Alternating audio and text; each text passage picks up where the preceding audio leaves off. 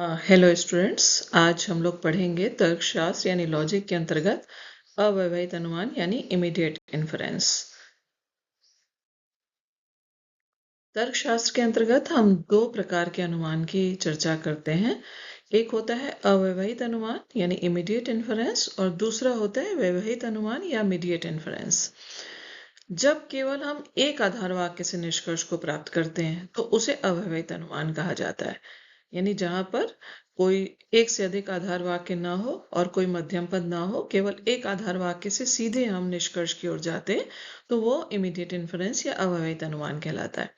दूसरी ओर जब कम से कम दो आधार वाक्य हो और उसमें मध्यम पद के माध्यम से निष्कर्ष को प्राप्त किया जाए तो उसे हम व्यवहित अनुमान कहते हैं यानी मीडिएट इन्फरेंस। अब हम यहाँ पे चर्चा करेंगे जो आपके कोर्स का भी सिलेबस का भी विषय है, अव्यवहित अनुमान के कुछ प्रकार। उसमें सबसे पहला जो आप पढ़ोगे वो है परिवर्तन या कन्वर्जन, दूसरा है प्रतिवर्तन या ऑवर्जन और तीसरा है प्रति परिवर्तन या कंट्रापोजिशन।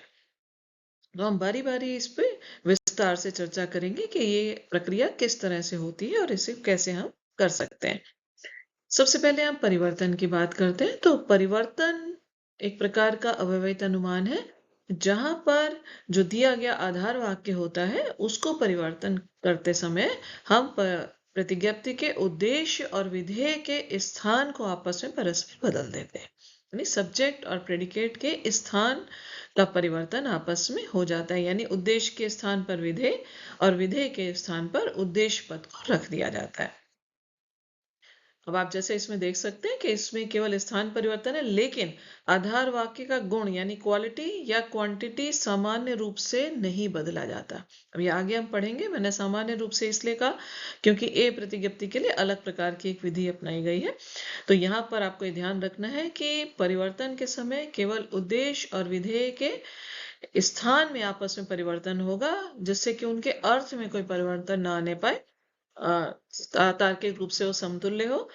और साथ ही साथ इसके गुण यानी क्वालिटी यानी अगर वो अफर्मेटिव प्रपोजिशन है आधार वाक्य तो निष्कर्ष भी अफर्मेटिव यानी सकारात्मक होगा या विधानात्मक होगा, और यदि आधार वाक्य निषेधात्मक है तो निष्कर्ष भी निषेधात्मक ही होगा। उसी तरह से हम परिमाण या क्वांटिटी की अगर बात करें तो आधार वाक्य यदि सामान्य है, यूनिवर्सल है, तो निष्कर्ष भी सामान्य या यूनिवर्सल ही होगा।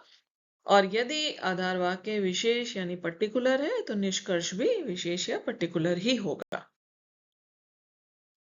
इस तरह से जो मानक रूप से निरपेक्ष प्रतिज्ञप्ति है, इसके आधार वाक्य को हम बोलते हैं कन्वर्टेंट यानी परिवर्त, और जिस निष्कर्ष को हम प्राप्त करते हैं उसको बोलते हैं कन्वर्स।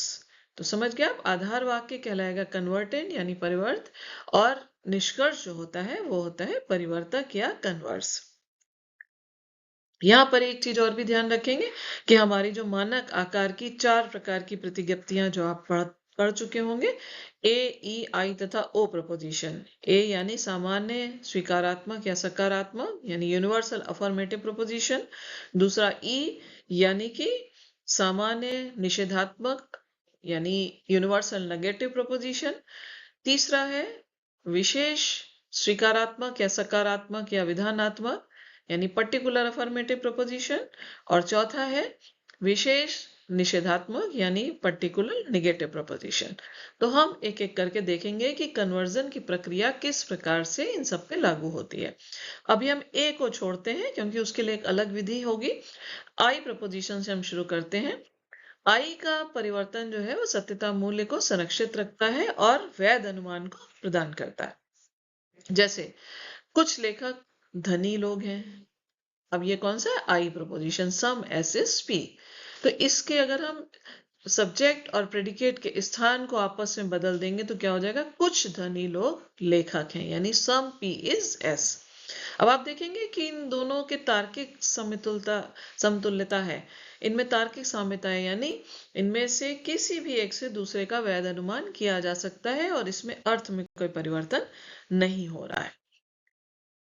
उसी तरह से देख सकते हैं आप ई प्रतिज्ञप्ति का भी परिवर्तन वैध रूप से प्राप्त होता है। जैसे ई आप जानते हैं नो एस एस पी होता है। तो जैसे उदाहरण है, कोई भी लेखक धनी लोग नहीं है। अब यहाँ पर सब्जेक्ट क्या है, लेखक, और प्रेडिकेट क्या है, धनी लोग। तो अब इनका हम आपस में स्थान परिवर्तन करेंगे, क्या हो जाएगा, कोई भी धनी लोग लेखक नहीं है, यानी नो एस इज पी की जगह हो गया नो पी इज एस। अब आप देखेंगे ये दोनों तार्किक साम्यता रखते हैं, क्योंकि इससे, इस परिवर्तन से उसके अर्थ में कोई परिवर्तन नहीं हो रहा है। तार्किक रूप से हम वही बात कह रहे हैं जो आधार वाक्य में कही, वही बात निष्कर्ष में भी कही जा रही है। अब हम आते हैं ओ प्रतिज्ञप्ति पर। ओ प्रतिज्ञप्ति का परिवर्तन जो है वो वैध रूप से प्राप्त हमें नहीं होता है, क्योंकि अगर मान लीजिए, जैसे उदाहरण के तौर पे आप समझें, ओ का स्वरूप क्या होता है, सम एस इज नॉट पी। तो जैसे कुछ पशु पालतू नहीं होते हैं, अगर हम ये बोलते हैं सत्य है, तो इसका परिवर्तन क्या हो जाएगा, यहाँ पर सब्जेक्ट क्या है, पशु, और प्रेडिकेट क्या है, पालतू। तो अब हम इसका स्थान परिवर्तन करेंगे तो क्या हो जाएगा, कुछ पालतू पशु नहीं होते हैं। तो ये देखिए असत्य यहाँ पर निष्कर्ष निकल रहा है, यानी सम एस इज नॉट पी की जगह क्या हो जाएगा, सम पी इज नॉट एस। आप एक और उदाहरण से समझ सकते हैं, जैसे अगर मान लीजिए हम ये उदाहरण लेते हैं, some animals are not dogs, यानी कुछ जानवर जो हैं वो कुत्ते नहीं हैं। उसको हम बदलेंगे तो क्या हो जाएगा, some dogs are not animals, जो कि वैलिड नहीं है। ये दोनों एक दूसरे से तार्किक साम्यता नहीं रखते हैं, इसलिए ओ परिवर्तन का जो परिवर्तन है, ओ प्रतिज्ञप्ति का, वो वैध या वैलिड नहीं होता है। अब हम आते हैं ए पर, जिसको हमने पहले छोड़ दिया था। तो ए प्रतिज्ञप्ति का जो परिवर्त है, ये परिवर्तक का यानी जो निष्कर्ष है, वो आधार वाक्य का अनुसरण नहीं करता है। जैसे आप ये देखते हैं, सभी हाथी स्तनपायी है, ऐसे क्या निकल आएगा, सभी स्तनपायी हाथी हैं। तो ऐसा नहीं है, हाथी के अलावा भी और जानवर हैं जो स्तनपायी हैं। तो ये अनुमान हम तार्किक रूप से समतुल्य स्वीकार नहीं कर सकते, इनके अर्थ समान नहीं है। तो दोनों प्रतिज्ञप्तियों के सत्यता मूल्य एक दूसरे से जुड़े हुए नहीं है, इसलिए ये प्रतिज्ञप्ति के लिए परिवर्तन जो है वो एक विश्वसनीय प्रक्रिया नहीं मानी जाती। लेकिन अरस्तु के तर्कशास्त्र में ए प्रतिज्ञप्ति का परिवर्तन एक वैध प्रक्रिया है, और इसके लिए कौन सी प्रक्रिया अपनाई गई, सीमित या परिमित परिवर्तन, जिसको हम कहते हैं कन्वर्जन बाय लिमिटेशन। ठीक है, यानी इसमें उद्देश्य और विधेय के स्थान के साथ साथ आधार वाक्य के परिमाण यानी मात्रा, क्वांटिटी को भी निष्कर्ष में बदल दिया जाता है। जो मैंने पहले आपसे कहा था कि सामान्य रूप से परिवर्तन में केवल उद्देश्य और विधेय के स्थान का परिवर्तन होता है, इनका गुण और परिमाण यानी क्वालिटी और क्वांटिटी में परिवर्तन नहीं होता। लेकिन ए प्रतिज्ञप्ति की स्थिति में कन्वर्जन बाय लिमिटेशन, सीमित या परिमित परिवर्तन की विधि में हम आधार वाक्य के उद्देश्य और विधेय, सब्जेक्ट और प्रेडिकेट के स्थान परिवर्तन के साथ साथ उसके क्वांटिटी यानी परिमाण को भी निष्कर्ष में बदल देते हैं। जैसे ऑल एस एस पी, ऊ और वी से आप समझ रहे होंगे, उद्देश्य और विधेय, इसका ये इंडिकेशन है। उसको हम बदल के, यानी अब आप देखिए, आपने 4 प्रकार के प्रतिज्ञप्तियां पढ़ी हैं मानक आकार की, ए, ई, आई तथा ओ।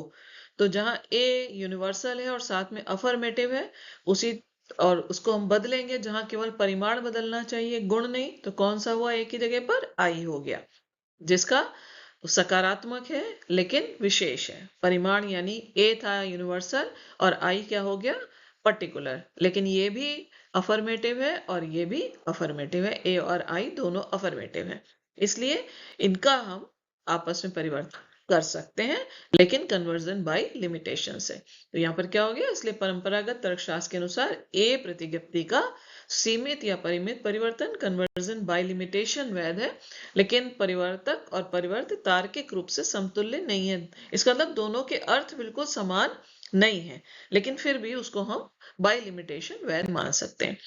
अब अगर आप देखें कंपाइल रूप में, तो ये पूरा एक टेबल जो आपको परिवर्तन की विधि को बता रहा है। तो ए, ई, आई, ओ, आपने 4 प्रकार की मानक आकार की प्रतिज्ञप्तियां हैं।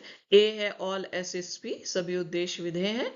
ये बदल के क्या हो जाता है, some P is S, conversion by limitation. ये हमेशा ध्यान रखिएगा जब एक्सरसाइज आप करें, तो इस चीज को ध्यान रखना है कि ये हमेशा साथ में लिखा जाएगा कि इसको हमने परिमित परिवर्तन या सीमित परिवर्तन की विधि से अपनाया है।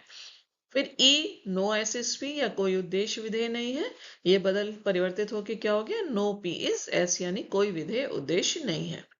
आई प्रतिज्ञप्ति सम एसएसपी या कुछ उद्देश्य विधेय है, ये परिवर्तित होके क्या हो गया, सम पी इज एस यानी कुछ विधेय जो है वो उद्देश्य है। और ओ प्रतिज्ञप्ति सम एस इज नॉट पी, कुछ उद्देश्य विधेय नहीं है, इसका वैध परिवर्तन संभव नहीं है। तो यहाँ पर सीधे हो जाएगा कन्वर्जन नॉट वैलिड। तो ये आपने परिवर्तन की पूरी प्रक्रिया पढ़ ली, जहां पर आपने देखा कि ए का हम परिवर्तन परिमित परिवर्तन से करते हैं, ई आई का सामान्य रूप से परिवर्तन होता है और ओ का परिवर्तन वैलिड नहीं है। अब हम आते हैं दूसरी अवयवित अनुमान के प्रकार पर, जो कि है प्रतिवर्तन यानी कि ऑवर्जन। ऑवर्जन को अगर हम डिफाइन करें, उसको परिभाषित करें, तो उसका ये है कि प्रतिवर्तन की प्रक्रिया में एक स्वीकारात्मक तर्कवाक्य का समानार्थी निषेधात्मक हमें निष्कर्ष के रूप में मिलता है, या निषेधात्मक का समानार्थी स्वीकारात्मक हमें निष्कर्ष के रूप में प्राप्त होता है। अब इसको करने के लिए हमें इसकी प्रक्रिया में दो चरण अपनाने हैं। इसमें प्रतिज्ञप्ति जो दी गई होती है प्रपोजिशन, उसके गुण को यानी क्वालिटी को बदल दिया जाता है। अभी जैसे मैंने आपको परिभाषा में भी बताया कि एक स्वीकारात्मक तर्कवाक्य का समानार्थी निषेधात्मक हमें निष्कर्ष में मिलता है, या निषेधात्मक का समानार्थी स्वीकारात्मक हमें निष्कर्ष के रूप में मिलता है, तो स्वाभाविक रूप से हमें गुण को बदलना ही होगा। ठीक है, तो और इसमें विधेय और इस चीज को समानार्थी भी रहे, तो हमें उसके विधेय के स्थान पर उसके कंट्राडिक्टरी टर्म यानी पूरक पद को लाना होगा, तभी वो उसका समानार्थी रहेगा। अब इस प्रक्रिया को हम आगे देखते हैं।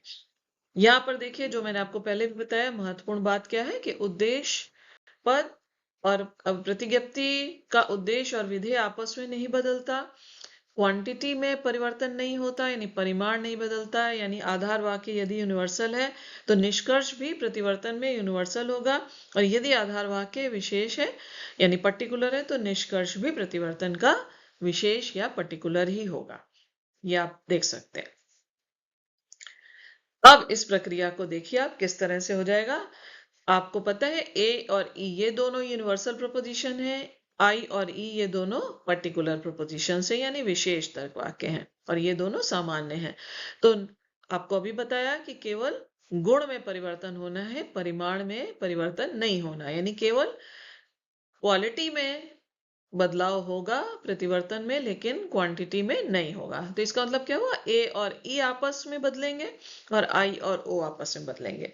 अब आप ये देखिए, ए हो गया ऑल एसएसपी, तो इसकी जगह क्या हो गया, ए और ई ने आपस में बदलना है, सब्जेक्ट प्रेडिकेट का स्थान नहीं बदलना, लेकिन स्वीकारात्मक का समानार्थी निषेधात्मक लेना है, तो इसलिए प्रेडिकेट के स्थान पर उसका कंट्राडिक्टरी टर्म। इसको इंगित करने के लिए हम नॉन शब्द का प्रयोग करते हैं इंग्लिश में, और हिंदी में हम आ। जैसे आपने कहा ना, अगर हम कहें ऑल मैन आर मॉर्टल, तो no man are non mortal. ठीक है, आ शब्द का प्रयोग करते हैं हिंदी में, और इंग्लिश में होता है नो। तो अब आप देखिए, यहाँ पर दोनों का अर्थ जो है वो सेम है, all S is P, no S is non P. Double negation हो गया ना, डबल नेगेशन माइनस माइनस क्या हो जाता है, प्लस। आप सामान्य भाषा में समझ सकते हैं। तो ए का ई में हो गया। अब ई है नो एस एस पी, कोई उद्देश्य विधेय नहीं है, तो अब ए ई का किस में हो जाएगा, ए में, और प्रेडिकेट के स्थान पर कंट्राडिक्टरी टर्म, तो no S S P, all S is non P. समझ गए।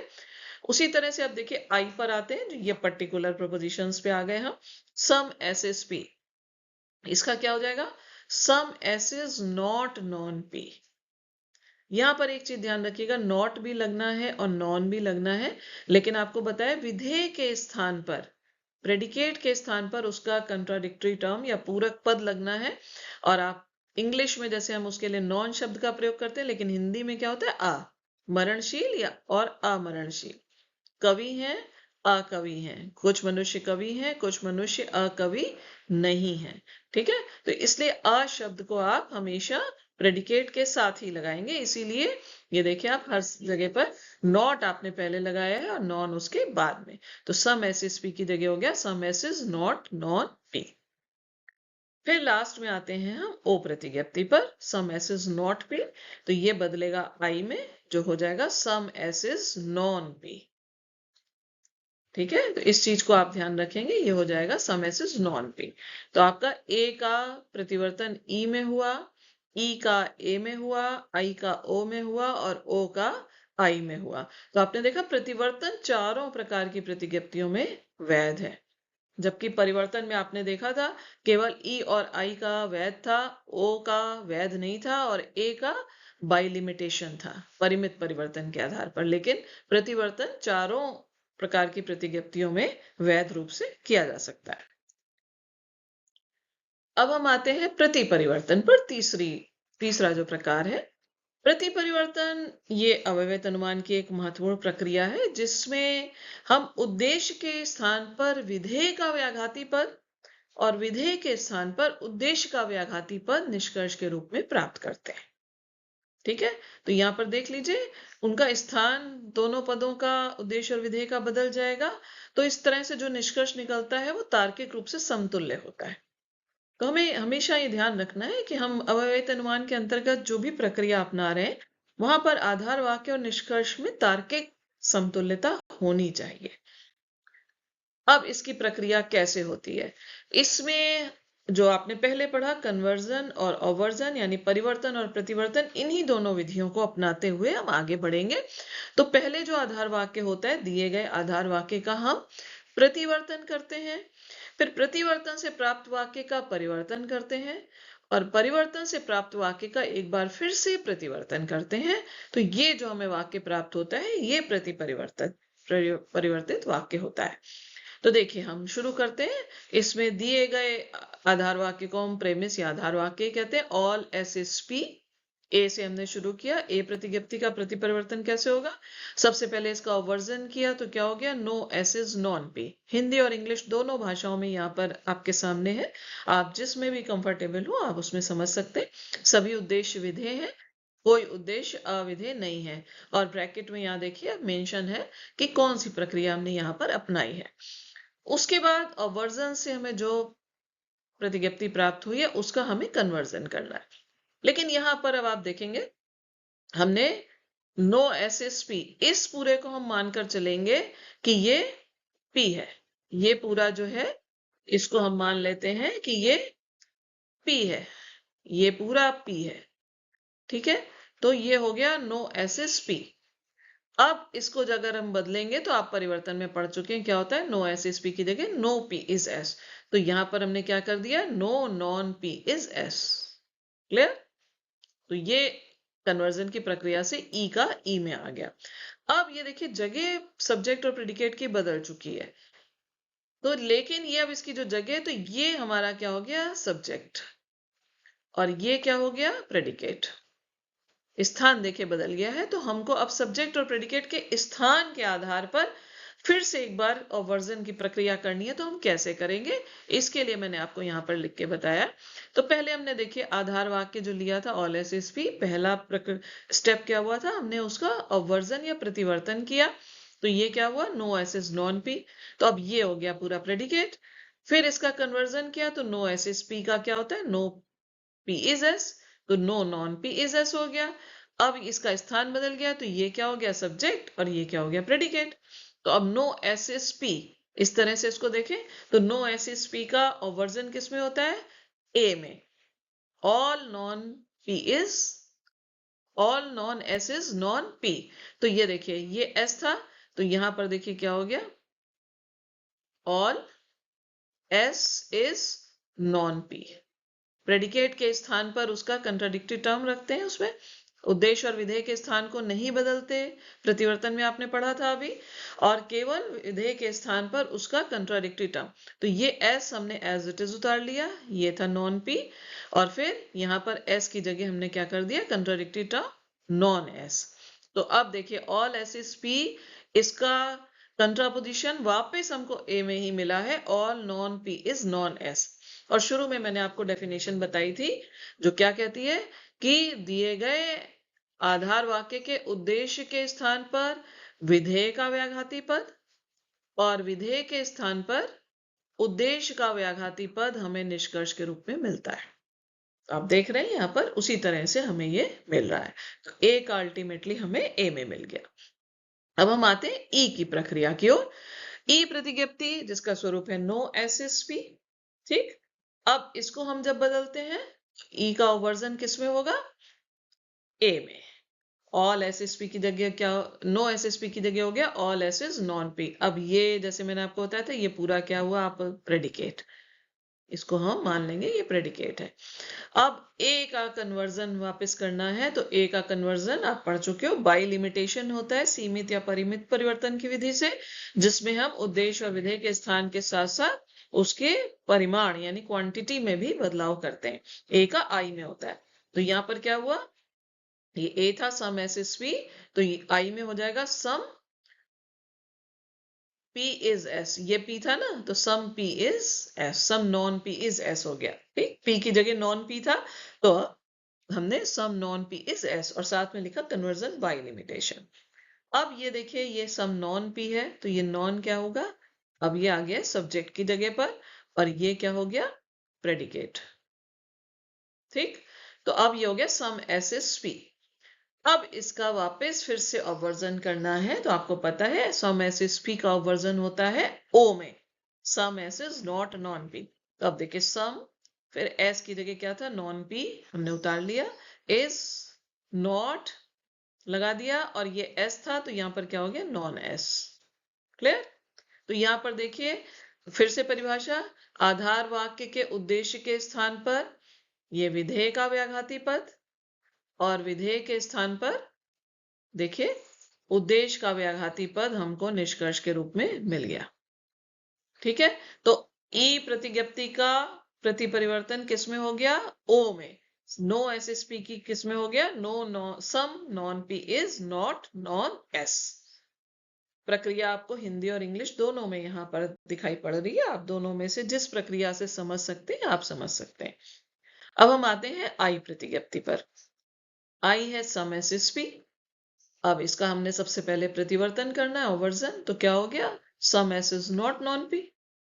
अब आपको मालूम है उसके बाद होना है कन्वर्जन नेक्स्ट प्रक्रिया चरण में, और ओ का कन्वर्जन जो है वो वैलिड नहीं है, इसलिए आई प्रतिज्ञप्ति का कंट्रापोजिटिव भी वैलिड नहीं होता। सीधा सादा कि बाकियों में ए और आई ई में तो हमने प्रक्रिया अपनाई, यहाँ पे एक स्टेप के बाद ही हमें क्लियर हो गया कि आई प्रतिज्ञप्ति का प्रति परिवर्तन जो है वो वैध रूप से हमें प्राप्त नहीं होता। अब हम आते हैं ओ पर। ओ क्या हो गया, some S is not P. अब इसका ओवर्जन किस में होता है, आई में होता है। ओ और आई आपस में बदलते हैं क्योंकि उसमें परिमाण नहीं केवल गुण बदलता है। तो क्या यहां पर हो गया, some S is non P, ओ का आई में हो गया। अब इसको हम पूरे को क्या मानेंगे, ये है पी, ये हमारा प्रेडिकेट टर्म है। अब देखिए अवर्जन आ गया जो कि आई है, आई का कन्वर्जन वापस आई में होता है, ये हमने बदल दिया सब्जेक्ट और प्रेडिकेट की जगह सम एस एस पी, तो some non P is S, ये कन्वर्जन आई का आई में हमें वापस मिल गया। अब ये क्या हो गया, सम नॉन पी, ये नॉन पी क्या हो गया, ये है सब्जेक्ट की जगह पर सब्जेक्ट और ये क्या हो गया, प्रेडिकेट।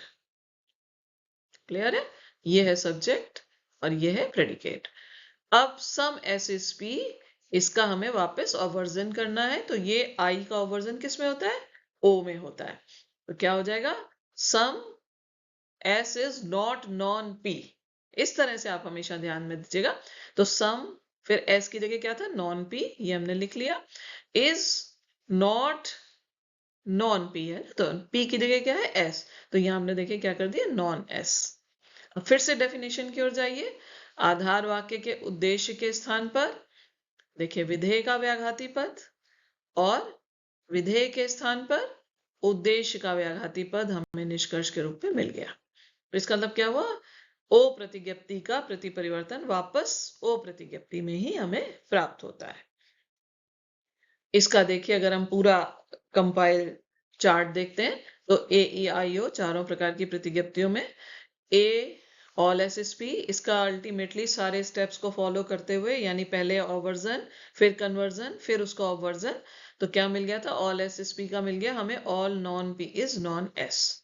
ठीक, यानी सभी उद्देश्य विधेय हैं की जगह मिला सभी अविधेय उद्देश्य हैं।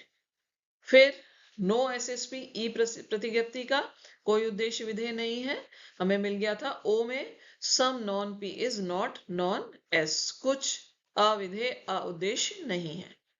क्लियर। फिर तीसरा है आई प्रतिज्ञप्ति, कुछ उद्देश्य विधेय हैं सम एसएसपी जिसका कंट्रापोजिशन वैलिड नहीं है। ये आपने देखा था, क्योंकि जैसे ही प्रतिवर्तन किया आई का वो ओ में मिला और उसके बाद कन्वर्जन ओ का पॉसिबल नहीं था, वैलिड नहीं है, इसलिए वहीं पर वो प्रक्रिया रुक गई। और लास्ट है ओ प्रतिज्ञप्ति सम एस इज नॉट पी, तो इसका हमको किस में मिल गया था, वापस ओ में ही मिला था कि some non P is not non S. तो इस तरह से ये हमने देखा, यहाँ पर हमें ए, ई और ओ का प्रतिपरिवर्तन वैध रूप से प्राप्त हुआ, आई का प्रतिपरिवर्तन वैध नहीं हुआ। अभी विशेषताएं क्या हुई, केवल इसमें एक आधार वाक्य से हमें इसका निष्कर्ष जो है वो केवल एक ही आधार वाक्य से प्राप्त होता है। इसमें कोई मध्यम पद नहीं होता, यानी कोई मिडिल टर्म नहीं होता। निष्कर्ष जो है वो मूल कथन के तार्किक रूपांतरण से प्राप्त होता है और ये फॉर्मल लॉजिक का एक महत्वपूर्ण अंग है और इसका उद्देश्य क्या है, विचार की तार्किक शुद्धता की जांच करना। क्लियर। तो कुल मिलाकर के अभी आपने देखा कि एक अव्यवहित अनुमान ऐसी प्रक्रिया है जहां पर आप एक आधार वाक्य से सीधे निष्कर्ष को प्राप्त करते हैं। तो अब सारी तीनों विधियां जो आपने पढ़ी अव्यवहित अनुमान की, उसका ये एक पूरा एक साथ कंपाइल्ड चार्ट आप देख सकते हैं कि परिवर्तन जो है वो ई और आई के लिए वैध है, ओ के लिए अवैध यानी इनवैलिड है और ए के लिए सीमित ढंग से वैध है। प्रतिवर्तन ए, ई, आई तथा ओ चारों प्रतिज्ञप्तियों के लिए वैध है और प्रतिपरिवर्तन यानी कंट्रापोजिशन ए और ओ के लिए वैध है, आई के लिए अवैध है और ई के लिए सीमित ढंग से वैध है। तो ये आप पूरी इस प्रक्रिया को इस चार्ट के माध्यम से भी समझ सकते हैं।